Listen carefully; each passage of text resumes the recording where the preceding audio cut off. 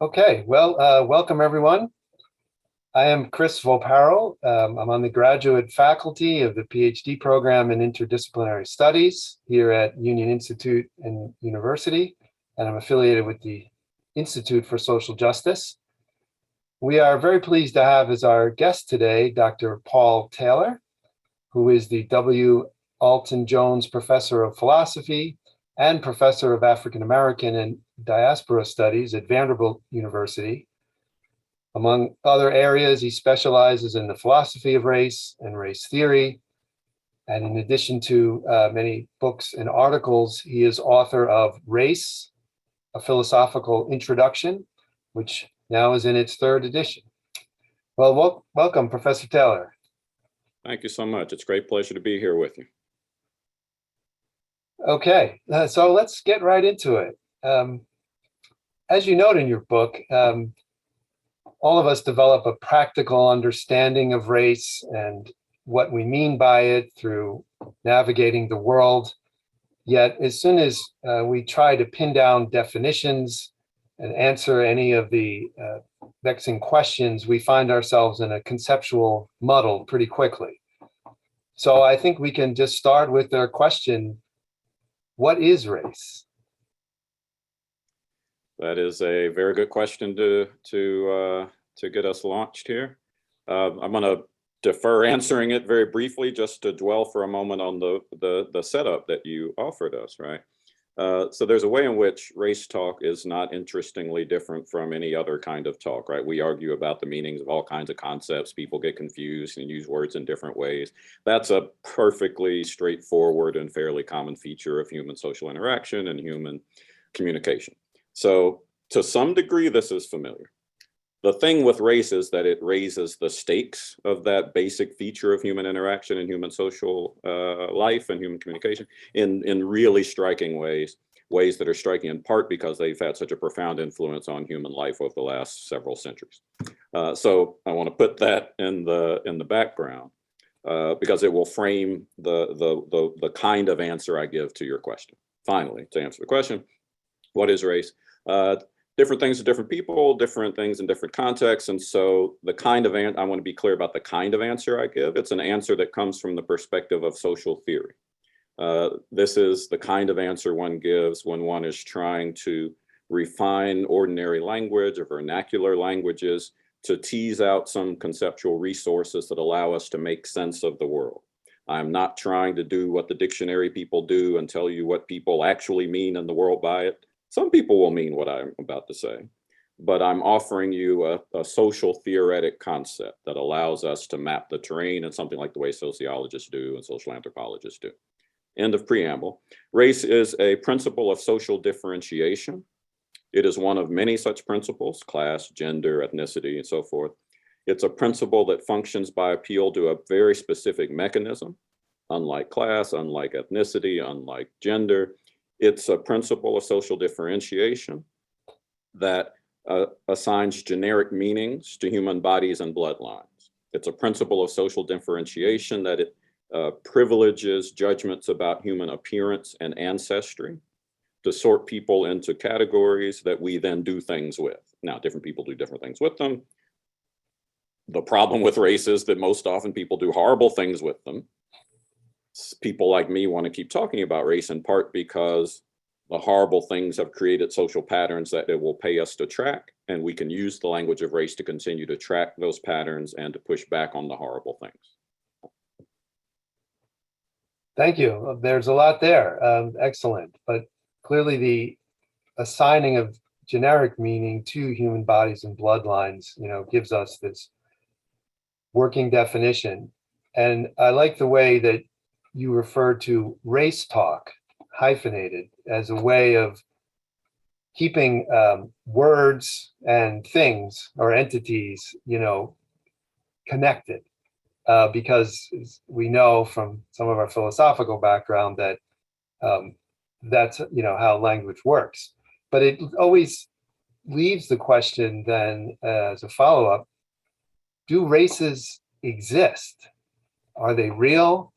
Are they arbitrary, fictions that are constructed in certain contexts in order to to do those bad things that you refer to? How do we answer that question? Another hard question. The topic of race is full of hard questions, or routinely generates hard questions. Sometimes people say arbitrary when they mean contingent. Something is, so I want to draw that distinction because it's an important one. I don't think race is arbitrary at all, right? So when people in place, so one thing to say about race is that people do the work of social differentiation that I described earlier differently in different places. And so there are places that have schemes of race thinking that look very familiar to people in places like the United States, right? But then there are other forms of race thinking in other places. If by asking whether race exists, one means to ask whether the populations that are sorted by appeal to certain principles of social differentiation in particular contexts exist, then yes, of course they do. That's what sociologists study, and that's how we know there's social stratification, and wealth is unequally distributed and all that. So the populations exist, right? Whether one wants to use race talk to talk about them is dependent on some other kinds of considerations, right? Some people think you can use race talk perfectly straightforward ways to track those patterns and talk about the social inequities and so forth. Other people think the language gets in the way. And so whether you think the thing the language points to is real will depend on your judgments about how to effectively navigate the social landscape and how to use conceptual resources productively for that purpose. I think one can say with perfect, I keep saying perfectly straightforward. That's probably not the thing to keep saying in this context. I think it's pretty easy to say just, there are patterns in the world that we need to attend to, and race talk helps us track those patterns in useful ways. Therefore, race exists. I'm building in lots of things there. People have different ideas about what it takes for something to be real. That's my bar. So for the philosophy nerds out there who remember like late 90s Daniel Dennett, I'm a moderate instrumentalist about things about social entities.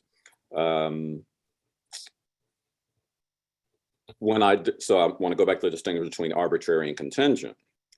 So the social patterns are deeply grooved in our society. They have deep historical causes, right? There are deep and abiding contextual forces that bring them into being and sustain them. Race is contingent on all of that, but it's not arbitrary, right? I can't just walk in a room and say, I'm a white guy. I can't, because that's not how the language works. So it's not arbitrary, but it's deeply contingent, right? It's not written into the structure of the universe. God didn't come down and say there will be races.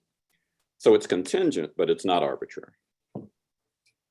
Important distinction, yes. And that ties into the context dependence of these assigned meanings, right? And sometimes this is the part that people find hard to get a handle on, is that the meaning of assigned to bodies in one context, perhaps, a group of Black folk talking with each other about race, is going to involve a very different set of valences in the meanings than a group of white folk talking about race. And we see this emerging, often unanticipated ways on social media, where the differences in those contexts really clash and lead to quite a bit of backlash, I think rightly in many cases. But when we try to determine, is race really real, how do we navigate that divergence in context while retaining the sense of the reality there? We navigate it with difficulty and unevenly, and if we are not careful, sometimes violently. But the cure is a little strong, but you'll take the point. One remedy for that, one resource that helps us navigate that more effectively rather than less, involves a certain kinds of, a couple of things. One is a kind of cultural literacy, right? To understand, it is important for people in pluralist democracies to understand that they are in a community with lots of other people with different views and different ways of talking about things. And you have to cultivate the dispositions that allow you to move flexibly through that society. So there's a lot to say about that, but I'll just flag that as one piece of it. But another piece of it that bears on the earlier question you asked about whether race is real has to do with an interesting kind of metaphysical disappointment that people have when it comes to race, right? We live in a society that in certain ways was raised on the thought that race is immutable and is written into the structure of things, right? And then we realize, well, that's garbage, that's false, that's obviously false. And whipsawing from this sort of fundamentalism about human bodies and stuff to this sort of ungrounded space left people sort of rudderless. And like, well, if it can't be deeply objective the way rocks are, then it can't be anything. And you shouldn't hold me accountable for the way I talk about something that can't be anything, right? Which is why it's important, in my view, to say all of the things I was saying earlier, right? It's not arbitrary, but it's contingent, it's real, it tracks real things in the world. And so there's something happening in social life that makes demands on us, that makes claims on us, even though it doesn't do it the way rocks and trees do, right? And so sometimes some of the social, the wrinkles, the difficulties in our social interactions that you're pointing to come from a very deeply rooted impulse people have to think, well, it's not really anything, right? And so I don't have to attend to it or navigate it safely or carefully. No, it's something, but it's not like rocks and trees. And so we need to be very careful about how we deal with it. I'll say one more thing. I know I'm going on a little bit. For me, it's helpful to think of race in by comparison with other kinds of social facts and social realities, right? We use money. Somebody invented money at some point, right? God didn't say, here's your money. We decided, here's money, and we're going to do stuff with it. We're going to decide that certain kinds of objects count for certain units of value, and we make lots of decisions. And then real things happen when we do that. Race is like that.